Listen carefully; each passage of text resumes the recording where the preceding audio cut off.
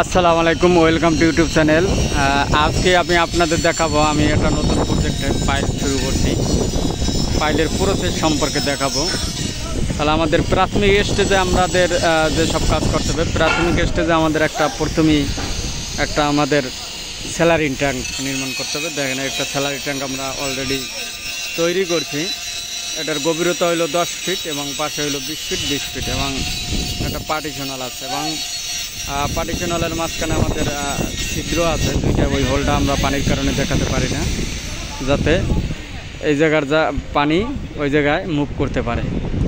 একটা আমি ভেন্টনাইটের পানি থাকবে আর একটা বোরিংয়ের কাদা থাকবে, দুইটাই রিমুভ করে আমাদের নিচে কাদা জমবে, পরে আমরা গাড়ির মাধ্যমে এটা রিমুভ করবো। কাদা বেশি জমলে কোয়ালিটি খারাপ হবে, গাড়ির মাধ্যমে রিমুভ করবো।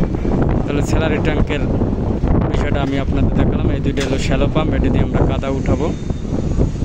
আর একটা বিষয় আমি এখন শেয়ার করব, আমাদের যে এই তেপায়া আছে, এই 3 পয়েন্ট পাইপ, আমরা সেন্টার করব এইরকম একটা। তাহলে আমি আপনাদের পরিচয় করে দেবো আসলে মেশিনের যন্ত্রপাতির নামগুলো। বিভিন্ন ভাই বোর্ডের যন্ত্রপাতির নামগুলো আপনাদের প্রশ্ন তোলে, ওইটা আমি আপনাদের দেখাবো কোনটার কি বলে।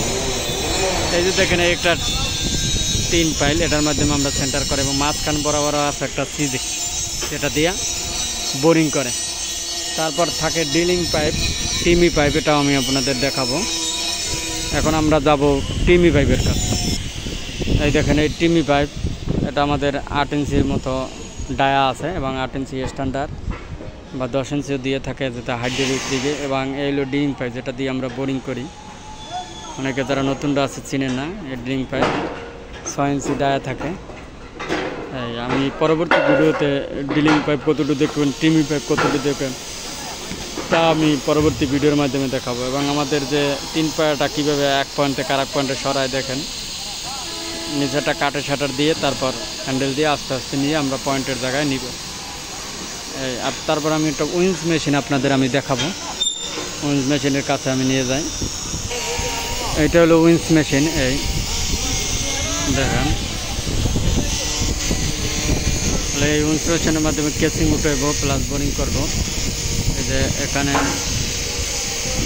রড দিয়ে গাড়া আছে এবং এটা একটা কেসিংয়ের টায়ার পাইলেটটা সমান থাকবে।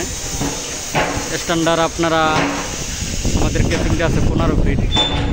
যেহেতু কেসিং প্রাথমিক অবস্থায় যেহেতু কেলে থাকে যায়, তো সেজন্য কেসিং ড্রাইভ করা হয়। তাহলে আমাদের কেসিংয়ে দেখেন, এবং কেসিংয়ের ডায়াম আপনারা মাইপে নেবেন এবং টিমি পাইপের ডায়াম মাপবেন, প্লাস ড্রিলিং পাইপ আপনার সাইডে কতটুকু আছে এটা মেজারমেন্ট করবেন। পরবর্তী ভিডিওতে আপনি ড্রিলিং পাইপ কতটুকু দিবেন, টিমি পাইপ কতটুকু দিবেন এবং খাঁচা কতটুকু ঢুকাবেন, ড্রয়িং অনুযায়ী আমি পরবর্তী ভিডিওর মাধ্যমে তুলে ধরব।